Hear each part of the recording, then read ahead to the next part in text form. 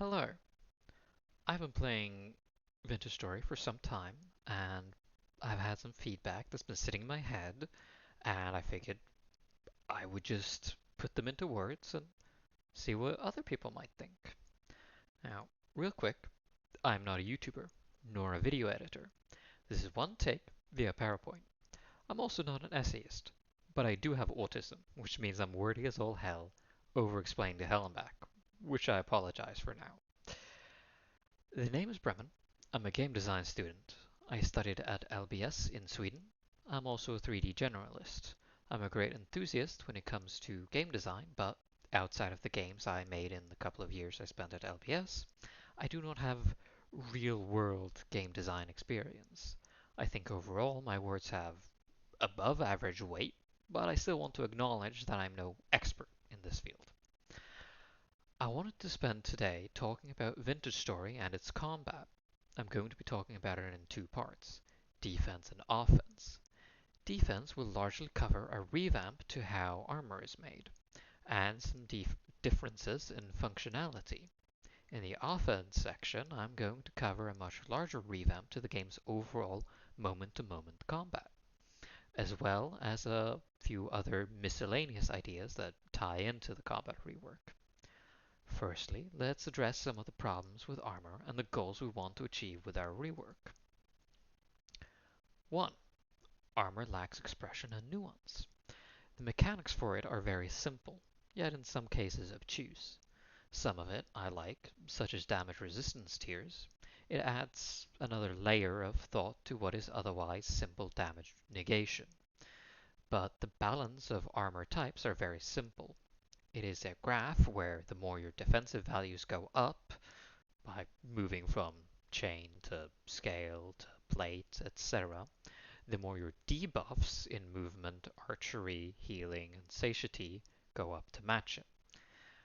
The lack of expression refers to how there is simply very little customization of armor, and for a game with such an impeccable art style and lots of fashion to play with, I find this somewhat criminal. 2. The process of creating it is quite monotonous. Now, I want to make it clear, this is not me saying it is tedious or expensive.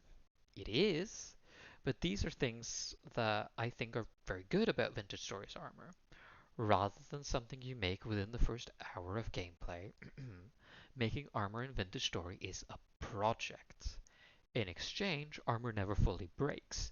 You never have to remake it from scratch unless you're upgrading your tier, type, or making a collection.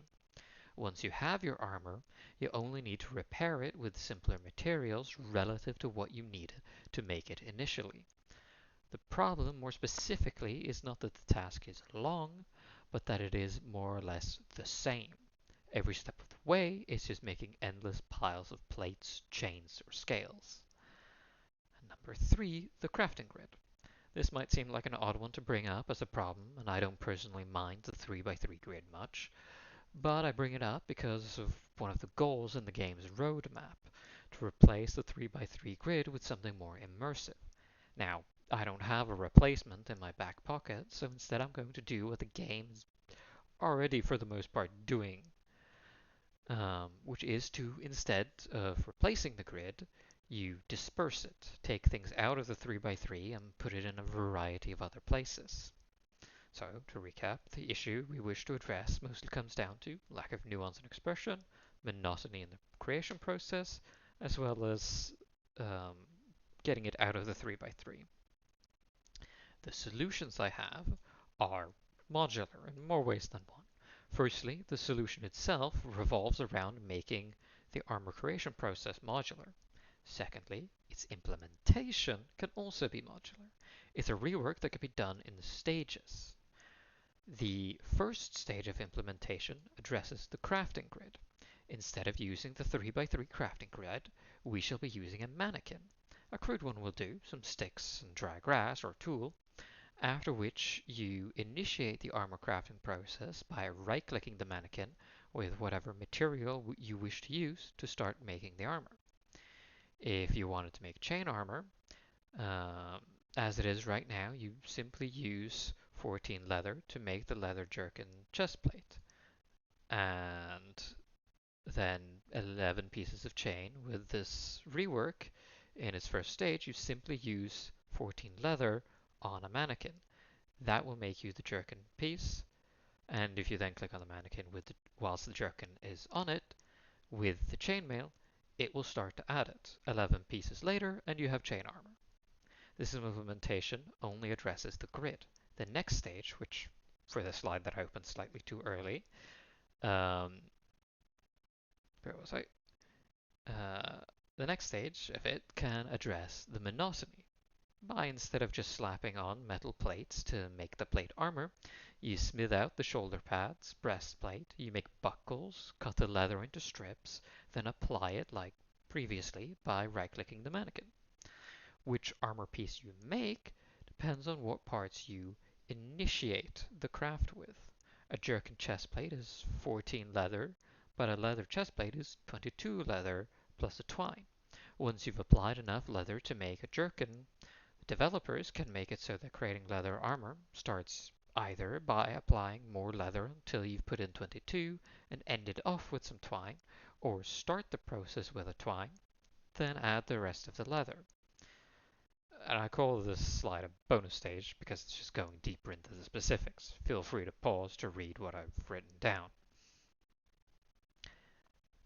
That's some of the monotony addressed. The final part, about nuance and expression, requires the final stage of implementation. Now we shall make armor fully modular. You start with a base.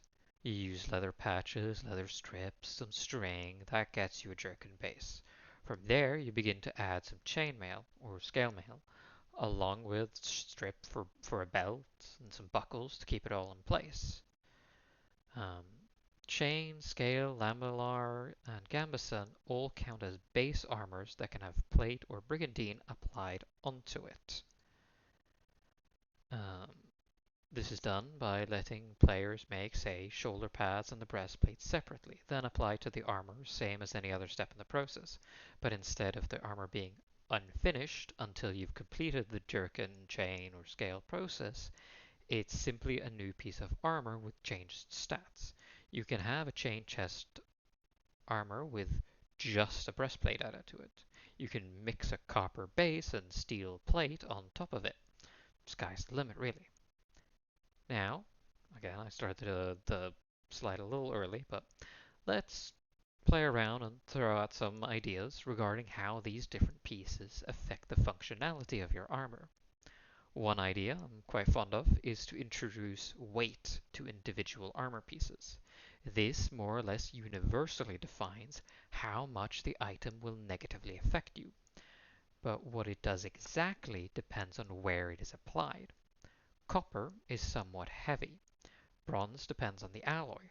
Black bronze is strong and durable, but heavier than, say, tin bronze. Iron is some of the heaviest, while steel is slightly lighter than iron, and meteoric iron is slightly lighter than that. For some parts, the weight debuff will have obvious effects. Heavy legs will reduce movement speed. The breastplate might affect healing effectiveness. Arm plates might be what reduces bow proficiency. Some of the weight effects could have some upsides, however. Whilst heavy legs make you slower, it also makes you more balanced with a lower center of gravity, reducing knockback. Heavier arms reduces your swing speed, but the increased weight also puts more momentum in your swing, increasing your per swing damage. We can also add unique upsides to some parts. A better breastplate might be far more effective at protecting from ranged attacks, where shoulder pads help with melee damage. A standard helmet will add melee defense, but add one of those flaps and you get additional range defense too. As for satiety, that would be affected by the overall weight of your gear combined. Now, this might be adding too much complexity, I'll admit, but we don't have to implement these exact parts or these exact functions. The details can be tuned endlessly. Now, let's go over the ideal improvements that these changes make. Firstly, to reiterate the older points, we've reduced the use of the 3x3. We've also reduced some of the monotony, and Hopefully, by making the armor more modular, we have made armor more nuanced. In the ideal case, let's say we have an archer player. Their ideal base is chain, as it has the least reduction in their bow proficiency. But past that, they add a breastplate, because they're mostly going to be at range, taking ranged damage. They would add a flap to their helmet, but it decreases accuracy a lot. Maybe bonus wish for making flaps that you can open and close? They do decide to add bracers, but no elbow guard. Let's say it's mostly to deal with melee, same as shoulder pads.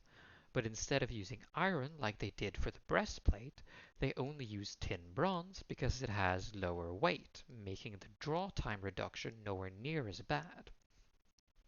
Their legs are only covered by gambeson, as their goal is to stay as far away from enemies as possible, so they need that speed.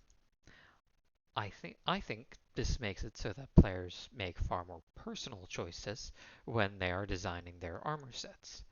The goal is to make it so that players think more about how they want their armor to be like.